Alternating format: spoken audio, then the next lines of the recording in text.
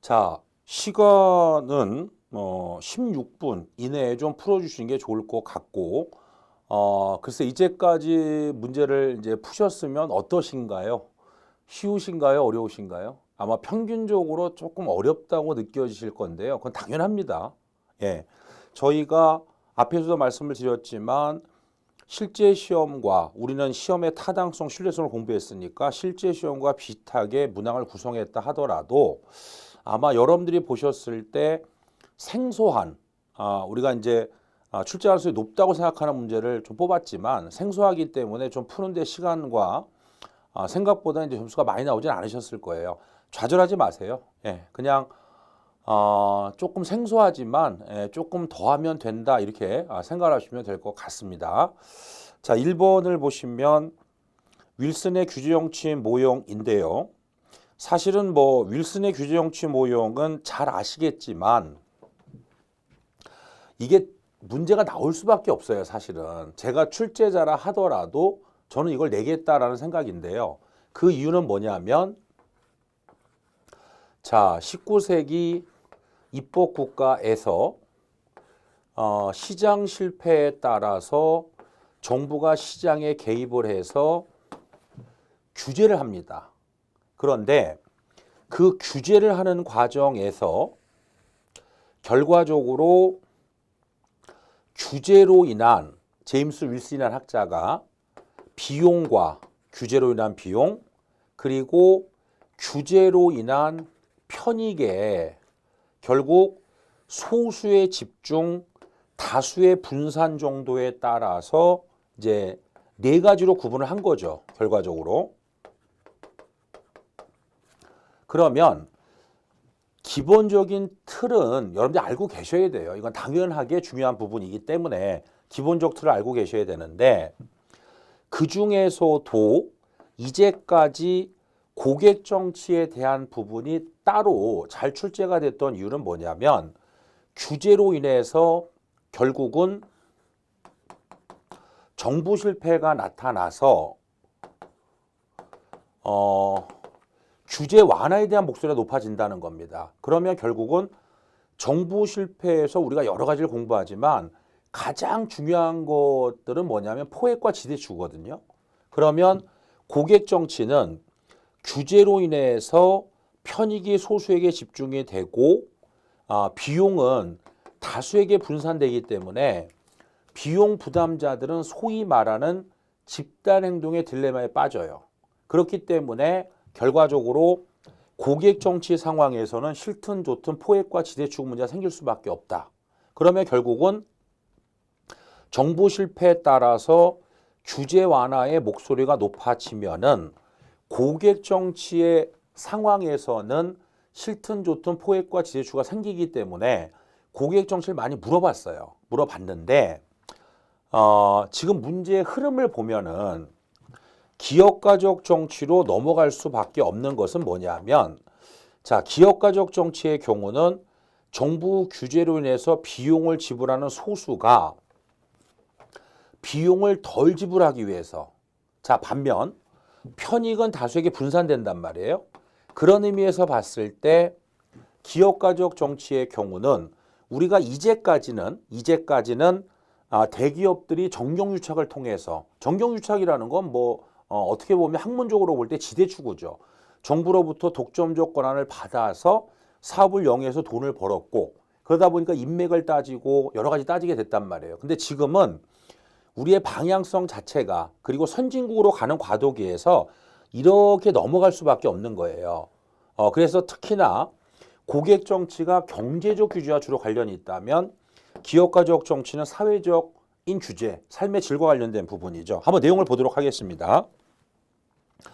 환경운동가와 같은 정책 선도자들이 집단행동의 딜레마에 빠져 흩어진 시민들의 의사를 결집, 환경규제에 저항하는 오염업체에 대한 비판활동을 하게 된다. 그런데 피규제 집단, 환경오염을 유발한 업체가 되겠죠. 에게 비용이 집중되는 경우 규제 담당 기관이 피규제 집단에 포획되는 것이 불가피한 것은 아니지만 결과적으로 규제 대상 집단에 포획될 가능성을 안고 있고 규제기관의 포획의 결과 느슨한 정책 집행이다 라고 볼 수 있다. 예를 들어 대형 환경사건이 발생을 했단 말이에요. 그러면 환경단체와 언론 등이 강력한 규제 요구로 엄격한 입법이 이루어지는데 로비를 통해서 그 법의 예외 규정을 만드는 거죠. 비용을 덜 부담하기 위해서.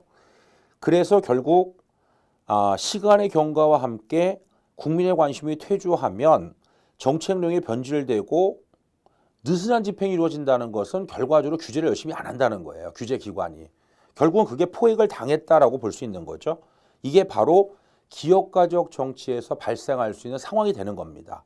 그러니까 앞으로는 고객 정치에서 기업가적 정치로 아마 메인스트림이 바뀔 가능성이 굉장히 높을 거예요. 이 사례를 꼭 기억을 해두실 필요가 있다라고 보여집니다. 아직까지는 문제가 나오지 않았지만 앞으로의 출제 가능성은 상당히 높은 영역이기 때문에 꼭 주의를 해서 보실 필요가 있다. 그렇게 보시면 되겠습니다. 2번에 보시면 말 그대로 최근의 행정 환경의 어떤 복합성으로 인해서 다양한 접근 방법이 등장을 한다라고 볼 수가 있다. 그렇게 이제 보실 수가 있는데요. 뭐 대표적으로 딜레마 이론, 우리가 보통 진퇴양난이라고 하지 않습니까? 어떤 현실적 조건 하에서 이러한 상황이 야기된 것인지를 밝히기 위해 문제 상황의 특성, 대안의 성격, 결과 가치의 성격, 행위자의 성격 등이 중요한 변수로 작용한다고 가정을 하고 있다라고 이제 볼 수가 있겠고요. 2번 시차 이론의 경우는 우리가 이제 좋은 와인을 먹기 위해서는 좋은 포도도 중요하지만 시간이 필요하겠죠. 포도를 바로 짜면 주스가 되는 거고 숙성을 시키면 와인이 되겠죠. 자, 배가 고프다고 해서 센 불로 밥을 지면 3층 밥에 불과해요. 그러니까 내가 아무리 배가 고파도 맛있는 식사를 하기 위해서는 뜸을 들여야 되겠죠. 이런 것처럼 정부의 정책이라는 것도 시간적 요소가 되게 중요하다라고 볼 수가 있는데요. 시차 이론은 다양한 변수들의 작용으로 정책이나 제도의 개혁은 제도의 도입 과정에서 발생하는 시차적 요소에 의해 그 결과가 달라질 수 있다라고 볼 수가 있다. 그렇게 보시면 될 것 같고요. 3번의 경우는 뭐 이게 사회자본이죠, 결과적으로. 근데 사회자본은 그동안 많이 나왔어요, 사실은. 그래서 뭐 따로 언급할 필요는 없다라고 보실 수 있을 것 같고요. 4번에 보시면은 사회와 문화의 1대1 대응을 전제로 하여 각 문화가 각 그 자체로 고유한 가치를 갖고 있다. 요거는 문화상대주의가 되겠죠. 문화상대주의.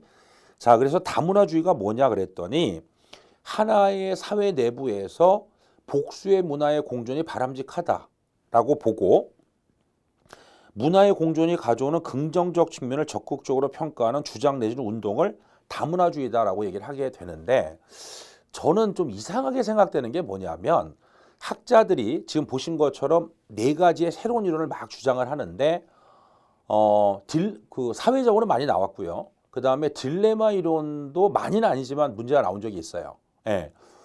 저는 다문화가 되게 중요하다고 생각합니다. 그 이유는 싫든 좋든 우리도 다문화로 가고 있거든요.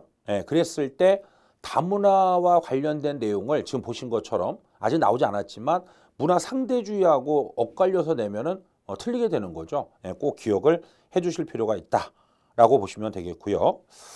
3번에 보시면 현상학은 우리가 앞에서 풀어봤지만 단군신화, 청개구리 이야기. 예. 그래서 1번에 보면 특히 하몬이라는 학자가 인간이 한목적이고 의도적이다. 그러니까 겉으로 드러난 것보다 내면의 세계가 중요하다. 즉 1번 인간의 주관적 관념, 의식, 동기 이런 걸 중시여긴다 라고 이제 볼 수가 있겠고 2번 그런 의미에서 봤을 때 3번 인간을 능동적 존재로 본다 라고 볼 수가 있겠고 4번 실증주의와 행태주의를 비판하고 나온 거죠. 결과적으로 그들이 주장하는 소위 과학적인 연구의 방법이 잘못됐다라고 이제 볼 수가 있겠고요. 2번에 보시면은 사실 행태론이나 현상학은 분석 수준에서 볼 때는 공통점이 있어요. 둘 다 미시다. 내용은 이제 충돌이 되지만 그래서 2번에 보면 거시적 관점보다는 둘 다 미시적 관점이라는 공통점을 갖고 있다라고 볼 수가 있다. 그렇게 보시면 되겠고요. 4번에 보시면 이제 다면평가, 뭐 최근에 굉장히 관심이 높은 영역 중에 하나죠. 그래서 결국은 산업사회를 중심으로 관료제 조직, 계층제 조직이 나왔으니까 그때는 이제 상관이 시킨 거 잘했느냐 여부, 일면평가가 중요한데 정보사회의 도래에 따라서 네트워크 조직 등이 발달을 하잖아요. 그러면 결과적으로 다면평가식으로 갈 수밖에 없는 거죠, 사실은. 그래서 중요하다라고 볼 수 있는데 1번 조직의 계층적 구조가 완화, 팀워크가 강조되는 현대사회의 새로운 조직 유형에 부합되는 평가 방식이다라고 볼 수가 있다. 그렇게 보실 수가 있겠고요. 아무래도 3번 부하도 평가에 관여하다 보니까 상관이 부하의 눈치를 볼 수밖에 없겠죠. 그래서 강력한 업무 추진보다는 부하의 말하자면 눈치를 보는 그런 식의 행정이 이루어질 가능성이 좀 높다라고 볼 수가 있다. 그렇게 보시면 되겠고요. 5번 제가 이제 항상 얘기하는 것 중에 하나가 뭐냐면 객관식의 가장 기본적 출제 유형은 대리평이에요. 자, 그러면 여러분들이 이제 문제를 푸실 때 계급제 장점이라고 보기 어려운 것은 했을 때 순간적으로 그러면 직위분류제 장점이 아닌 걸 고르라는 거구나. 이렇게 보셔야 돼요. 그러니까 직위분류제 장점을 고르는 거구나. 이렇게 보셔야 되는 거죠. 계급제 장점이 아닌 것은 했을 때는 직위분류제. 그러니까 이거를 순간적으로 빨리 캐치하고 문제를 푸는 사람하고 그걸 다 읽어보면서 하는 거는 시간이 좀 많이 걸리겠죠. 그렇죠? 그래서 2번에 보시면은 직무급 체계 확립이 용이 행정의 전문화에 부응할 수 있다는 것은 계급제 장점이 아니고 그야말로 직위분류제 장점에 해당하는 것이다 라고 볼 수 있다. 그렇게 정리를 해보시면 되겠고요. 나머지는 뭐 크게 논점이 없을 것 같아요. 자, 6번에 보시면 이제 체계운영기관인데 체계운영기관은 1번 1988년 영국에서 도입된 제도로서 4번에 보면 공공성을 유지하기 위해서 민영화가 가능한 기능을 정부가 직접 수행하기 위한 제도다 이렇게 돼 있는데 민영화가 가능하면 민영화시키는 게 좋은데 민영화가 어렵기 때문에 결과적으로 체계운영기관을 지정을 하는 것이다 라고 볼 수가 있겠죠. 그래서 민영화가 곤란한 분야에 도입하는 제도다라고 볼 수가 있다. 그렇게 보시면 되겠습니다. 자, 7번에 보시면은 요것도 해석을 좀 잘 하셔야 되는데 합리적 분석에 의한 예산 배분. 이건 결국 무슨 얘기냐면 예산 결정에는 경제적 합리성을 중심으로 하는 합리주의라는 게 있어요. 그 다음에 정치적 합리성을 중시하기는 여기는 점중주의가 있겠죠. 그러면 합리적 분석에 의한 예산 배분이라는 것은 합리주의를 말하는 거죠. 근데 아닌 걸 고르라고 보니까 점중주의를 고르는 거다. 그럼 점중주의 같은 경우에는 3. 다양한 이해관계자의 타협, 조정 이런 말이 나와줘야 되겠죠. 그래서 이것도 역시 대리평에 해당하는 그런 출제 유형을 보이고 있다. 그렇게 보실 수가 있겠고요. 8번에 보시면은 이제 정보 3.0인데요. 뭐 정보 3.0 같은 경우는 여러 가지 내용을 담고 있는데 1번에 보시면은 온라인 민간 협업 공간 이른바 플랫폼을 구축하고 2번에 보시면 빅데이터를 활용한 과학적 행정의 구현이 되겠죠. 3번 부처 간의 인사규류 확대를 통한 협업을 위한 인적 기반의 마련.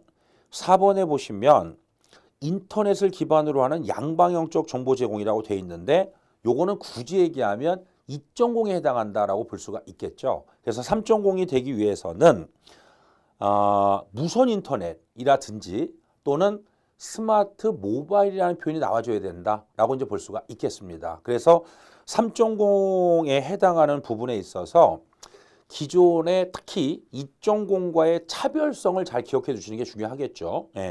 그래서 3.0 정부 3.0의 경우는 아시다시피 이제까지 시험에 많이 출제가 된 그런 문제이기 때문에 이런 문제들은 놓치면 안 돼요. 저는 가끔 그런 얘기를 하는데 제가 항상 얘기하는 게 제가 서두에서도 파레토의 법칙을 말씀을 드렸는데 사실 제가 이때까지 그 많은 문제를 쭉 봐오면서 깨달은 게 딱 하나 있다면 이거예요.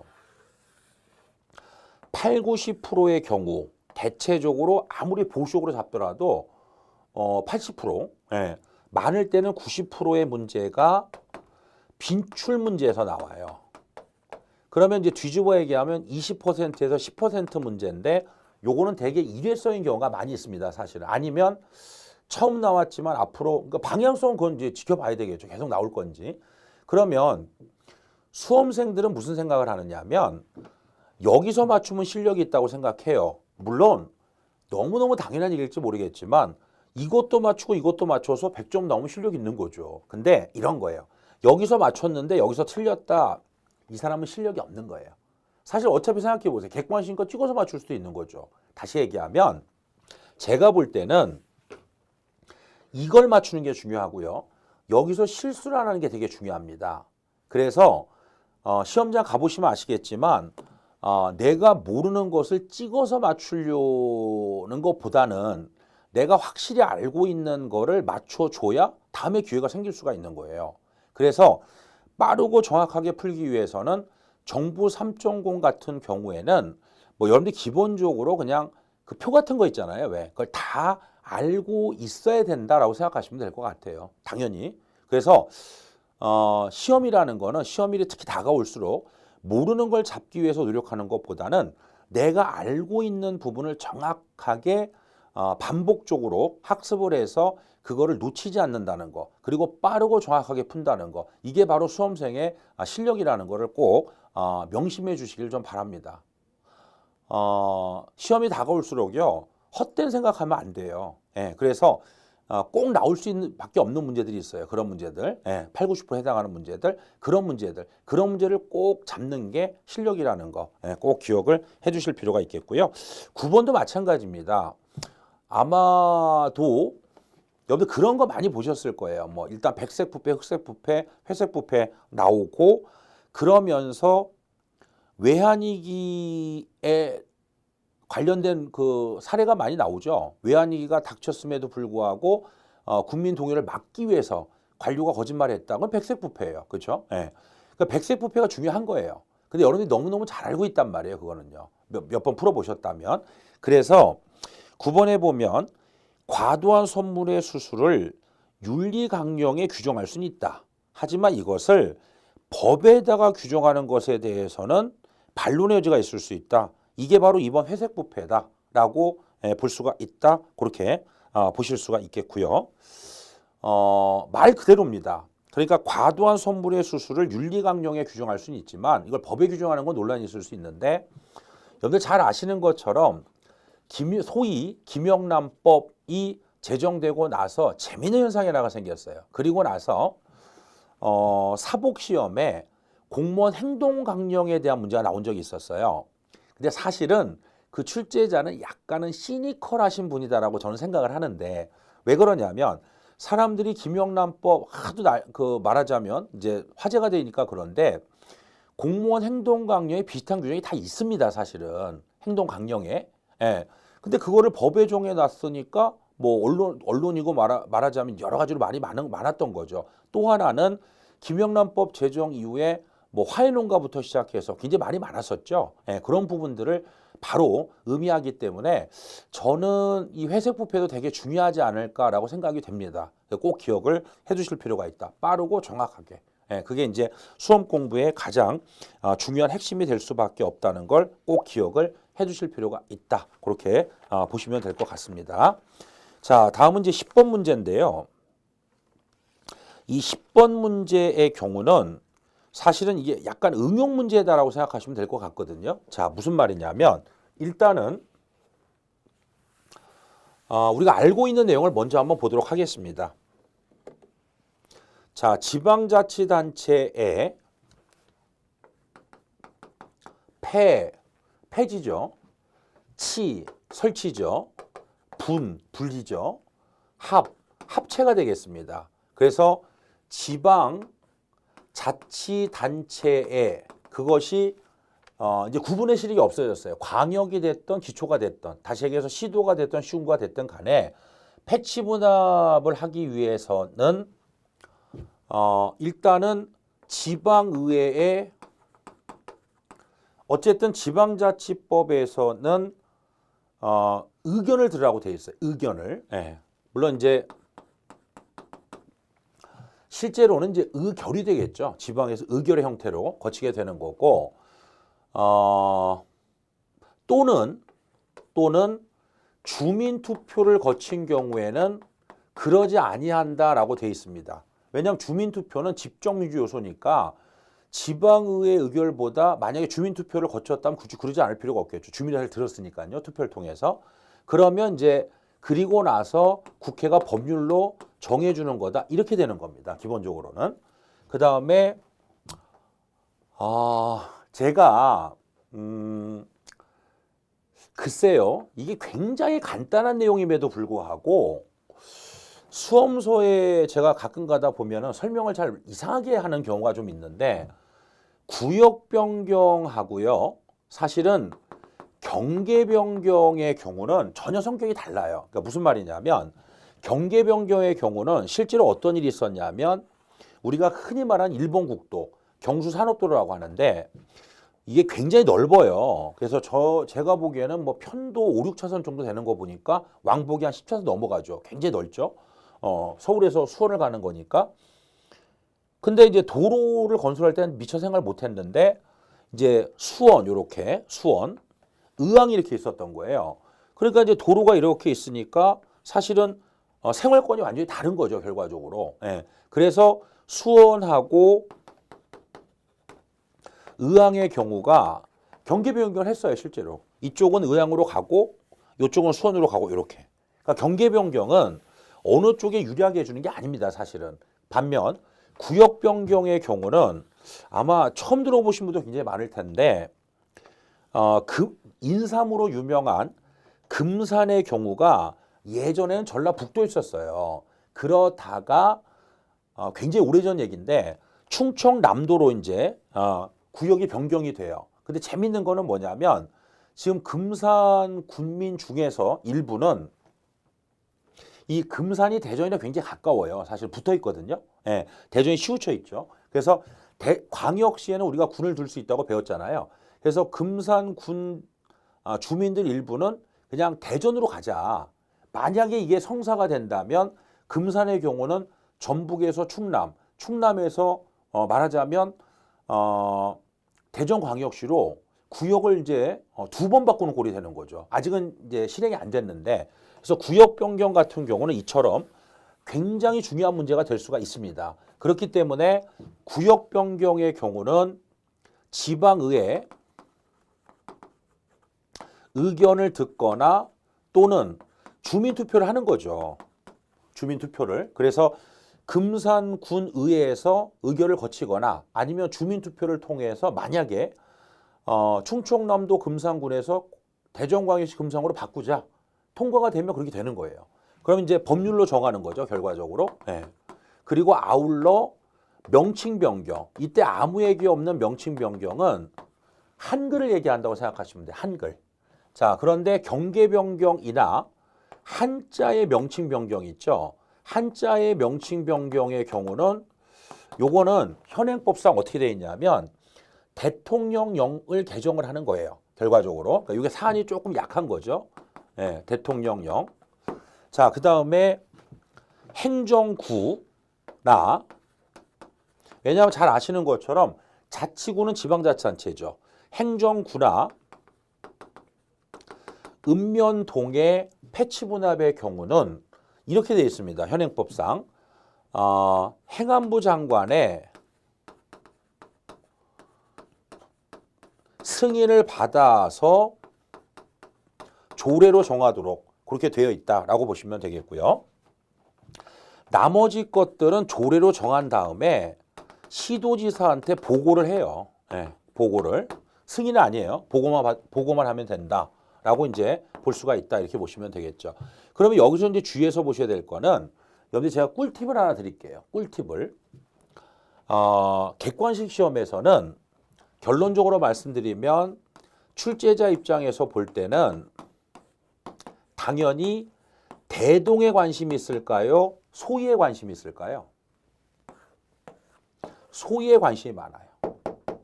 그래서 여기서 꼭 기억하셔야 될 거는 물론 여러분 입장에서 이것도 다르긴 하는데 중요한 건 뭐냐면 얘는 법률이 아니라 조례고 그리고 나머지 것들은 시도지사의 보고라면 되는데 이건 승인을 받고 또 하나 주의해서 보셔야 될 거는 제주특별자치도 같은 경우는 승인이 아니에요. 그냥 보고만 하면 돼요. 우리가 패치분합했으니까 보고하면 끝난다 라고 보시면 되겠죠.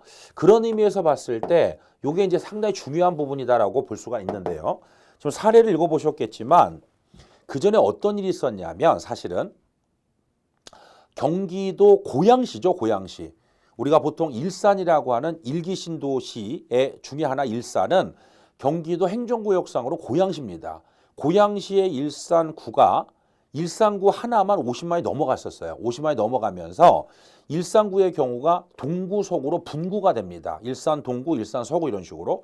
그래서 이제 성남시의 분당구의 경우도 소위 이제 판교 택지지구가 완공이 되면서 주민의 수가 늘면서 사실은 주민들의 경우 처음에는 이제 분당 북구 남구로 나눠달라. 분당은 이제 길게 생겼으니까요. 근데 이제 성남시는 원래 그 당시만 하더라도 판교구를 신설하려고 했었는데 어쨌든 그러다가 서서히 시간이 지나면서 주민 여론이 그냥 분구를 반대하는 거예요. 분구를 하게 되면 또 구를 또 만들어야 되고 이렇게 되니까. 근데 성남시가 어쨌든 분구안을 제출을 했는데 사실 행안부 입장에서는 충남 천안시를 마지막으로 분구에 따른 행정비용이 너무 많이 든다. 그래서 그 행안부에서 승인을 안 해줬어요. 사실 그 당시에. 그래서 2번을 보면 이럴 경우에 행정안전부 장관의 승인을 받은 다음에 성남시의 조례를 개정을 해야만 행정부의 경우는 분구가 가능하다. 이렇게 응용을 해서 문제를 풀었다. 이렇게 보시면 될 것 같습니다. 물론 여러분들 입장에서 볼 때는 이 기본적인 내용 있죠. 요거를 꼭 숙지를 해 주실 필요가 있다. 그렇게 보시면 될 것 같습니다. 주의해서 보실 필요가 있다. 그렇게 보시면 될 것 같고요. 자, 그 다음에 11번에 보시면은 공무원의 경우 임용 형태에 따라서 정규직, 임기제로 구분할 수가 있는데 2번에 보시면은 제가 이걸 왜 냈느냐 하면 결론적으로 얘기하면 계약직이 아니라 경력직이죠. 근데 그 배경을 보면 여러분들 잘 아시는 것처럼 경력직의 경우는 일반직, 특정직이 있어요. 그리고 과거에는 기능직이 있었단 말이에요. 그래서 일특기라고 제가 이제 농담 삼아 그렇게 얘기를 했었는데 일하는 게 특기다. 특수경력직의 경우 정무직, 별정직, 계약직이 있는데 계약직을 없앴죠.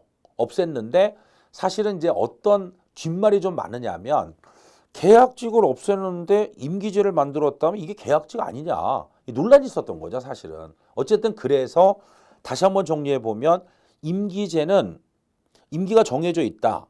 그렇다고 해서 계약직은 아니에요. 계약직은 없어졌어요, 지금요. 법률상으로. 네. 그래서 임기제 공무원의 경우도 경력직에 해당하는 공무원이다라고 볼 수가 있다. 네, 그렇게 보시면 되겠죠. 네. 자, 앞에서 제가 차별화 전략하고 저비용 전략은 뒤에서 나온다고 얘기했었죠. 네. 자, 일단은 12번의 1번을 보면 조직이 무엇을 추구하는가를 규명하는 것이 목표라고 하면 이때 전략이라고 하는 것은 어떻게 그 목표를 도달할 것인가를 규정하는 것을 얘기한다라고 이제 볼 수 있겠고요. 2번 저비용 전략이라고 하는 것은 내부지향적이고 안정성 유지의 전략으로 효율적 시설 관리, 비용 절감, 생산비용 통제 등 경제성과 효율성을 적극적으로 추구하여 경쟁자에 비해서 가격 경쟁력을 확보하려는 계획을 의미하는 것이다 라고 이제 볼 수가 있다. 그렇게 보시면 되겠고 3번에 보시면 차별화 전략 외부 지향적이고 모험을 취하는 전략으로 모험이 영어로 뭐죠? 네, 벤처 또는 어드벤처가 되겠죠? 네, 벤처 기업도 올리시면 돼요, 사실은. 네. 시장의 독특한 혁신적 산출물을 개발, 경쟁자와 차별화를 추구함으로써 시장 점유를 넓히려는 계획이다. 라고 볼 수가 있다. 그렇게 보시면 되겠습니다. 그러니까 이런 거예요. 우리가 조직 구조의 기본 변수는 복잡성, 공식화, 직권화를 얘기하고 상황 변수로서 규모, 기술, 환경을 얘기한다. 라고 이제 볼 수 있는데 요즘에는 상황 변수로서 전략도 많이 얘기하는 거죠. 예, 그래서 지금 보신 것처럼 저비용 전략, 차별화 전략이 있는데 4번의 경우 옳게 한번 고쳐볼게요. 제가 저비용 전략을 추구하는 관리자는 기계적 구조로 설계하는 게 유리해요. 왜냐하면 비용을 적게 하기 위해서는 단순 반복 점을 빨리빨리 해야 되기 때문에 기계적 구조가 좋은 거고 차별화 전략을 추구하는 관리자는 유기적 구조로 설계하는 게 효과적이다. 라고 볼 수가 있다. 그렇게 이제 볼 수가 있는데 제가 앞에서 뭐라 그랬죠? 자, 꿀팁 또 하나 다시 한번요. A보다 B, B보다 A 틀렸다. 그 다음에 A가 B보다 그러면 B가 A보다 틀렸다. 그 다음에 A가 갑이고 B가 을이다 그랬을 때 A가 을이고 B가 갑이다. 순서 바꾸기 유형이에요. 이해되시겠죠? 네. 그래서 저비용 전략은 기계적 구조, 차별화 전략은 유기적 구조 이런 식으로 바꿀 수 있다는 겁니다. 그래서 그런 객관식은요. 바꿀 수 있는 폭이 좁아요. 그렇기 때문에 그걸 잘 이해하신다면 아마도 조금 더 빠르고 정확하게 풀 수 있지 않을까라고 이제 보실 수가 있겠죠.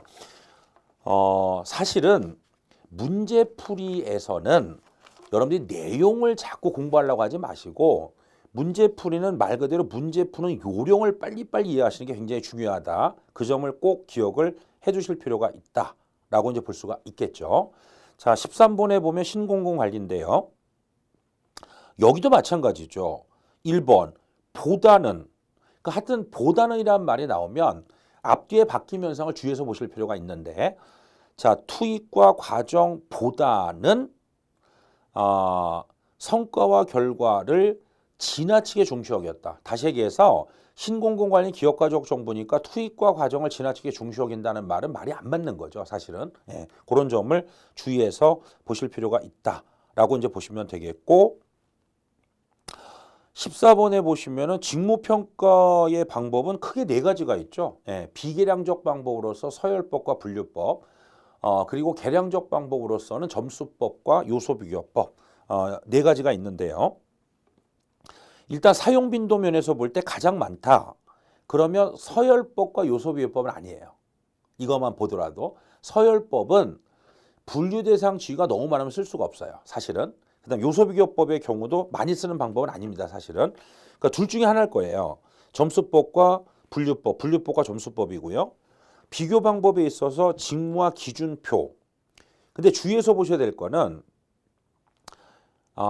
서열법도 그렇고 분류법도 그렇고 일단은 기본적으로 비교 방법에 있어서 주의해서 보실 필요가 있다. 그래서 직무와 기준표를 갖고 비교하는 거는 둘 중에 하나예요. 분류법과 점수법. 여기까지는 알 수가 없는 거죠, 지금요. 네. 그 다음에 촉도 형태에 있어서 점수와 평가 요소별 이렇게 되어 있는데 이게 이제 힌트가 될 수 있는 게 뭐냐면 서열법과 분류법이 비계량적 방법인데 비해서 점수법과 요소비교법은 계량적 방법이니까 여기서 이제 구분이 될 수가 있겠죠. 예, 아는 분이라고 한다면 아마도 이쯤에서 점수법이 나올 수 있죠. 즉 밑에 보시면은 계량적 방법에 해당한다라고 볼 수가 있다. 그렇게 보실 수가 있겠고 평가 대상은 직무의 평가 요소 별로 이제 그 평가를 해서 총점을 해서 그걸 갖고서 직무평가라면 그게 점수법이다라고 볼 수가 있다라고 보시면 되겠죠. 직무평가의 방법은 예전엔 참 잘 나왔었다가 한동안 주춤주춤 하다가 최근 들어서 굉장히 많이 나오고 있는 부분이기 때문에 꼭 주의를 해서 보실 필요가 있다. 그렇게 보시면 되겠고요. 15번에 보시면 이제 부름의 기대이론인데 사실 잘 아시는 것처럼 부름의 기대 이론은 내용 이론이 아니라 과정 이론이거든요. 그래서 부름의 기대 이론은 결과적으로 얘기하면 열심히 노력하는 자가 성공하는 게 아니고 성공의 가능성이 있다고 생각할 때 비로소 열심히 노력하는 것이다 라고 볼 수 있다. 그게 핵심이에요, 사실은. 근데 성공의 가능성에 대한 부분에 있어서 주관적인 그 평가 과정을 게재가 된다는 그런 뜻이거든요. 그런 의미에서 2번, 일정한 노력을 기울이면 근무 성과를 가져올 수 있으리라는 가능성에 대한 인간의 객관적인 것이 아니라 주관적이죠. 확률과 관련된 믿음, 이걸 기대감이라고 하는 것이고, 노력, 그 다음에 그 결과 성과가 나온다. 거기에 기대감이라고 하는 주관적 요소가 들어가는 거고, 3번에 보시면은 개인이 지각하기 어떤 특수한 수준의 성과를 달성을 했어요. 이게 보상을 갖고 올 거다. 이게 바로 수단성이 되는 거죠. 예, 그리고 4번에 보시면 어느 개인이 원하는 특정한 보상이냐 선호의 강도, 이게 바로 유의성이다 라고 볼 수 있다. 그래서 부름의 기대이론의 경우는 객관이 아니라 주관적인 평가 과정이 게재된다는 거, 그걸 꼭 기억을 하셔야 될 것 같고요. 16번에 보시면은 회사 모형이 아닌 것은 하는 문제가 되겠는데, 1번 초정책 결정의 경우는 뭐 회사 모형이 아니라 최종 모형을 뜻하는 것이다 라고 볼 수가 있겠죠. 예, 그리고 이 초정책 결정은 우리가 뒤에서 관련 문제가 나와요. 마찬가지로 우리가 앞에서 본 것처럼. 그래서 그거는 제가 뒤에서 다시 한번 설명을 드리도록 할 텐데, 드로우라고 하는 학자는 정책 결정을 초정책 결정, 메타폴리스 메이킹이라고 해서 초정책 결정, 그다음에 우리가 흔히 알고 있는 정책 결정, 그다음에 후 정책 결정이라고 해서 이건 집행인데요. 사실 집행평가인데 요거는 다음에 기회가 있으니까 그때 한번 다시 설명을 좀 드리도록 하겠습니다. 어쨌든 1번 초정책 결정의 경우는 회사 모형이 아니라 결과적으로 드로우의 최종 모형에 관한 내용이 된다라고 이제 볼 수가 있다. 그렇게 보시면 될 것 같고요. 자, 그다음에 제가 항상 말씀드리는 것 중에 하나가 객관식은 대립형이 많다. 다시 얘기해서 2개였을 때는 대립형으로 내는 거고 3개 이상이 되면 짝짓기를 많이 해요. 물론 17번에 이 문제는 아직까지 나오진 않았지만, 자, 바르지 못한 것은 하는 문제가 되겠는데, 자, 투명성은 정부의 의사결정과 집행과정 등 다양한 공적 활동이 정부 외부로 명확하게 드러나는 것을 의미하게 되고, 투명성은 사실은 이게 굉장히 중요한 겁니다. 공무원의 부패를 방지하기 위해서 가장 중요한 가치다라고 이제 볼 수 있겠고요. 4번 먼저 볼까요? 투명성과 관련이 깊은 가치 개념으로서 청렴성과 이해 충돌의 문제를 들 수 있다. 그래서 투명성은 사실 나와야 되거든요. 근데 아직 안 나왔기 때문에 주의해서 보셔야 되는데, 3번에 보시면은 우리가 투명성을 얘기할 때 크게 3가지가 있어요. 말 그대로 과정 투명성, 그 다음에 그 결과의 투명성, 조직 투명성이 있는데, 자, 3번 민원 처리 과정을 온라인으로 공개한다. 요거는 결과의 투명성이 아니라 과정의 투명성이고, 앞서 말씀드린 것처럼 2개였을 때 대립형이 나오고 3개 이상이다. 지금 말씀드린 것처럼 과정 투명성이 있고 결과 투명성이 있고 조직 투명성이 있었을 때 학자들이 말하는 그 사례가, 해설을 보시면 아시겠지만 각각 어디에 해당하는 건가, 그걸 좀 주의해서 보십사 하고 출제를 한 것이다라고 볼 수 있습니다. 다시 한번 말씀드리면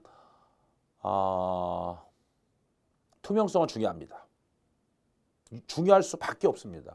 근데 희한하게 아직 나오지가 않았어요. 근데 제가 중요한데 안 나왔다라고 하는 문제들은 대개 바로 나오는 경우가 많이 있었어요. 왜냐하면 그 인지상정이거든요, 사람이. 예. 누가 보더라도 중요한데 안 나왔다면 그건 당연히 중요하다라고 볼 수 있다. 예, 그렇게 보실 수가 있겠고요. 18번에 보시면은 사실 재밌는 것 중에 하나가 뭐냐면, 여러분들 가만히 한번 생각해 보세요. 여러분들 공부를 좀 많이 하신 분들인데, 공무원 시험에서 관청 형성 모형이 시험에 잘 나오느냐? 거의 안 나와요. 그 다음에 죄수의 딜레마가 잘 나오냐? 잘 안 나옵니다, 사실은. 근데 재밌는 거는 그런 얘기가 나오면 굉장히 고민을 많이 해요. 한번 냉정히 생각해 보시면 알 거예요. 거의 안 나옵니다. 자, 그래서 관청 형성 모형은요, 사실은 니스칸넨을 비판한 거예요. 니스칸넨이 관료들이 예산을 많이 확보하려고 한다. 여기에 대해서 덧립이라는 학자가 아니다.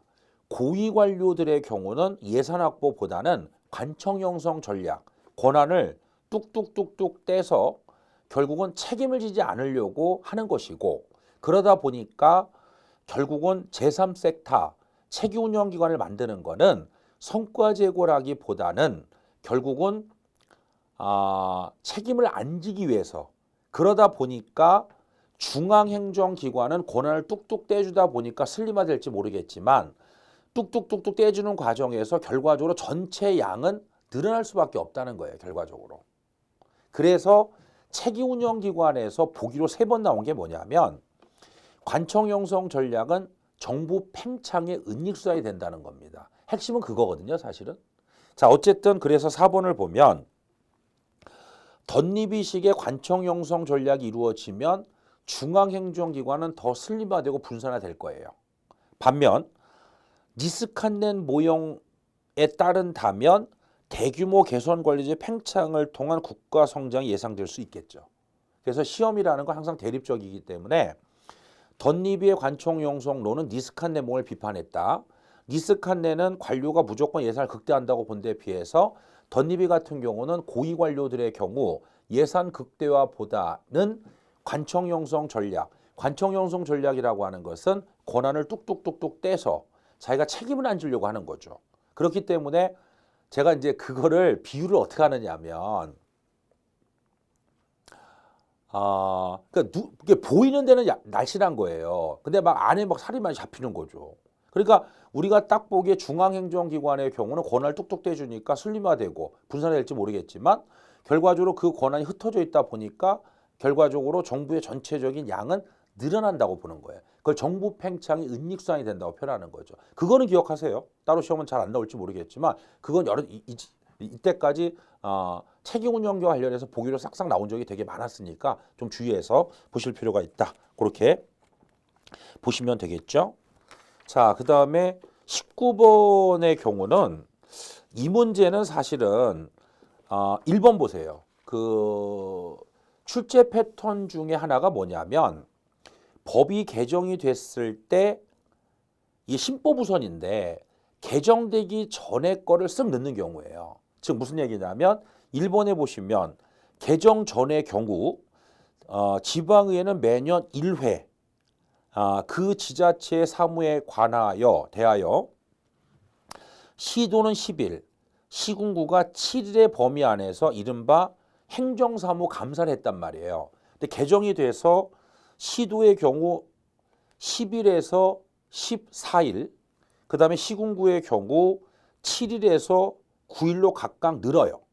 근데 이게 바뀌고 나서 안 나왔거든요. 아직까지. 네, 그런 점에서 좀 주의를 해서 보실 필요가 있다. 라고 보실 수가 있겠죠. 10일에서 14일, 7일에서 9일. 나머지 것들도 주의해서 보셔야 되는데 지방의회에 두는 사무직원의 정수는 조례로 정하고 주의하세요. 사무직원은 지방의회 의장의 추천에 따라 어쨌든 임명은 단체장이 합니다. 재밌는 거는 지방에 두는 공무원도 마찬가지라는 거예요. 이게 사실은 제가 이 보기를 왜 넣느냐 하면 지방자치를 연구하는 학자는 이 조문에 문제가 있다고 봐요. 사실은. 왜냐하면 이거는 비유컨대 국회 사무처에 근무하는 공무원을 대통령이 임명하는 거나 비슷한 거거든요. 사실은. 물론 지방자치가 규모가 작기 때문에 중앙정부와 1대1로 비교한다는 거 무리가 있을지 모르겠지만 어쨌든 그래서 지방에 두는 직원도 어쨌든 임명은 단체장이 한다. 뭐 의장의 추천을 받긴 하지만 주의해서 보시도록 하고 자 3번에 보면 의장이나 부의장에 대해서는 불신임이 가능해요. 근데 단체장에 대해서 우리나라는 불신임 허용하지 않습니다. 왜 그러냐면 우리가 대통령제를 택하고 있고 대통령제를 택하는 경우에는 기관 대립형이고 기관 대립형의 경우는 마치 대통령을 불신임할 수 없듯이 탄핵과 별개로 불신임할 수 없듯이 단체장에 대해서는 불신임할 수가 없어요. 지방의회에서 꼭 주의해서 보셔야 됩니다. 자주 나오는 문제는 아니지만 단체장에 대한 불신임은 허용하지 않는다. 주의해서 보시고요. 4번에 보시면은 이것도 마찬가지인데 과거에는 단체장이 사임하려면 행안부 장관에게 제출했었어요. 근데 지금은 지방의회 의장한테 사임서를 제출하면 돼요. 그래서 나머지 보기들의 경우도 잘 나오진 않지만 학자들 사이에서 논쟁이 굉장히 많은 그런 지방자치법 조문이기 때문에 주의해서 보실 필요가 있겠고, 20번은요. 제가 아예 그냥 답이 4번이에요. 네, 이렇게 알려드려도 또 해설을 봐도 사실은 지방자치법 조문을 본 적이 없는 분들이라면 굉장히 답을 알려주고 해설을 봐도 이게 왜 틀리지라는 거를 아마 이해하기가 쉽지가 않을 겁니다. 사실은. 그래서 제가 지난번에 말씀을 드렸지만 법률을 좀 보셔야 돼요. 사실은. 그래서 저는 개인적으로 이제 법률 특강이라고 해서 법조문 하다가 문제를 바로 나서 이제 같이 연기학습을 하는 거를 되게 중시 여긴다라고 볼 수가 있는데요. 제가 조금만 설명을 드리도록 할게요. 사실은 지방자치법에 보면은 단체장의 제의 요구, 그러니까 무슨 말이냐면 지방의회에서 자 이게 이제 26조인데요. 지방자치법 조례라는 건 뭐 중앙정부로 치면 법률이죠. 조례안이 통과가 됐을 때 아까 우리 비슷한 문제 풀어봤지만 조례안이 통과가 됐을 때 지방의회에서 5일 이내에 단체장한테 이송을 해요. 그럼 단체장은 20일 안에 제의 요구를 하는 거예요. 결과적으로. 그 조례죠, 조례. 자, 그런데 107조에 보면은 지방의회의 의결입니다. 이때는. 그러니까 조례는 따로 지금 법을 두고 있는 거고 규정을. 지방의 의결 사항이 월권이거나 단체장 입장에서 봤을 때 지방자치단체의 장은 지방의 의결이 월권이거나 또는 법령을 위반했을 때, 두 번째가 이제 법령 위반이에요. 세 번째가 뭐냐면 공익을 현저히 해하는 경우, 이제 편의상 제가 반공익이라고 하겠습니다. 반공익. 요때는 단체장이 그 지방의 의결 사항에 대해서 제의 다시 의결해 주세요라고 요구할 수 있다는 거예요. 말 그대로요. 자, 108조에 보면 이번에는 지방의 의결 사항이 예산상 집행할 수가 없어요. 그러니까 돈이 없는 거예요. 그 사업에 지방 의결에 대해서 돈을 쓸 수가 없어. 이때는 제의 요구를 해요. 자, 마지막으로 보면 이게 지금 여러분들이 보시는 게 20번의 4번 보기가 이게 172조거든요. 근데 잘 보시면 이 제의 요구는 단체장 본인이 제의 요구를 한 게 아니고 국가에서 시키거나 광역에서 시킨 거예요. 결과적으로. 한번 내용을 보겠습니다. 지방의결이 이제 월권이거나 이게 이제 결론적으로 틀린 건데요. 법령이 위반되거나 공익을 현저히 해친다고 판단이 되면 시도의 경우는 주무장관이 시군구에 대해서는 시도지사가 제의 요구를 하게 할 수 있고 단체장한테 이거 제의 요구하세요. 그러면 제의 요구를 받은 단체장은 그 다음에 같아요. 의결사항을 이송받은 날로부터 20일 이내에 지방의 이유를 붙여 제의를 요구하여야 된다. 그러니까 다시 얘기해서 172조의 경우는 단체장 본인이 판단을 해서 이게 문제가 있어요라고 해서 제의 요구한 게 아니고 시도지사 같은 경우에는 주무장관이 하라고 한 거고 시장, 군수, 구청장 같은 경우는 광역에서 이게 문제가 있다고 생각하니까 단체장한테 제의를 시킨 거예요. 그러면 여기서는 왜? 자, 지금 보신 것처럼 법령 위반도 들어가고 공익을 현저히 친다 이게 들어가는데 여기서는 왜 월권이 들어가면 안 되느냐 하는 것은 이거는요. 주무장관이나 광역에서 시킨 거기 때문에 월권까지 넣어버리면 너무 지방자치의 발전에 방해가 된다고 본 거예요. 결과적으로. 이해가 되시겠나요? 자, 이 월권 판단은 누가 했다고요? 단체장이 판단한 거예요. 지방 의결 사항이 지방의회가 의결할 사항이 아니라고 판단했어요. 그러면 단체장은 재의결할 수 있어요. 근데 172조의 경우는 주무장관이나 시도에서 하라고 한 거예요. 그 월권에 대한 부분은 주관적이라고 보는 거예요.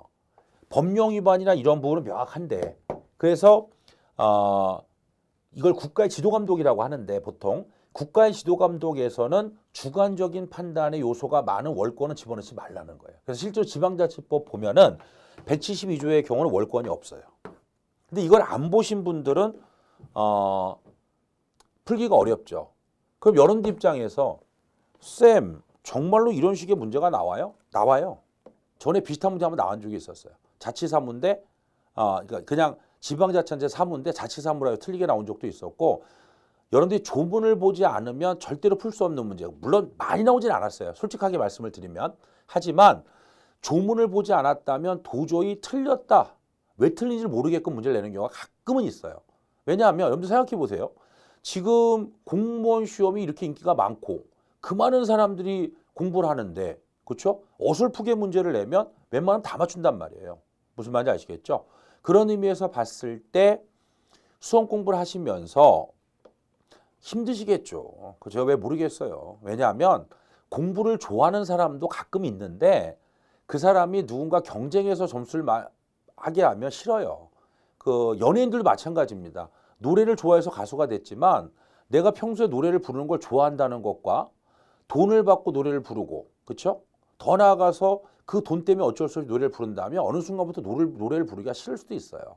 공부를 좋아하는 사람도 시험을 보기 위해서 공부하는 걸 좋아하는 사람은 많지 않을 거예요. 아마 다 힘든 겁니다. 그때 좀 견디셔야 되겠죠. 네, 그래서 남자들이 보통 이렇게 뭐 바디빌딩 이런 거에 관심이 많으면 처음에는 이제 체지방이 빠져야 되잖아요. 그러니까 좀 힘들어요, 다 서로. 중간에 포기한 사람, 저 같은 사람 포기했잖아요, 벌써. 네, 근데 이제 꿋꿋하게 견디면서 서서히 체형이 드러나면 어느 날 이제 샤워를 하다가 왜 빠지냐면, 샤워하다가 이렇게 딱 보니까 근육이 이제 생기잖아요. 거울을 보면서. 여기서 이제 잔 근육 하나 만들려면 그때는 누가 시키지 않아도 가요. 운동하러 갑니다. 그리고 열심히 하고 그 하나 이렇게 세부적인 근육 하나 만들기 위해서 열심히 하는 거죠. 그래서 공부도 하시다 보면은 이제 수험 공부니까 힘들기도 하겠지만 하시다 보면 어느 때는 새로운 걸 자꾸 공부하다 보면 눈이 떠지는 경우도 좀 많이 있거든요. 예, 그런 아울러 기쁨도 같이 공부하시면서 느끼는 것이 좋지 않을까라고 이제 생각이 됩니다. 자, 그래서 8회 차 문제는 여기서 끝내도록 하고 다음 시간에 10회차에서 다시 만나 뵙도록 하겠습니다.